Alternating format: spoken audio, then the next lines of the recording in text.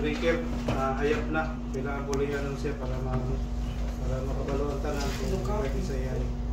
Then number 2, na dito yung oil na halos puno na sa timba. Kailangan hindi pa sa na-turnover para din butangan sa ng signage ining sa may corner para makabalo din ang tanan.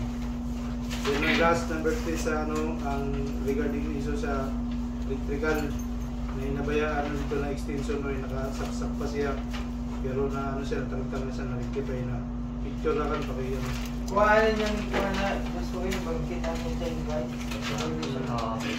Ikuha na lang ako. Then sunod, CKGI, regarding sa proper housekeeping. Sa may motor pool, na dito nakabutang sa may likod na mga sari-sari mga basura. Sabko. Then na may drum dito na nabutang.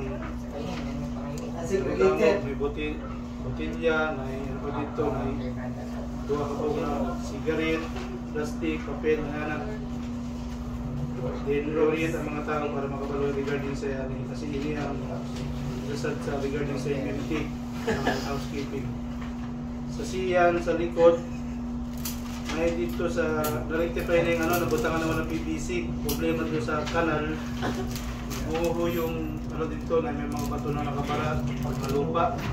So, na-stack ang tubig. Then, pag-rectify na ka. Ano na to?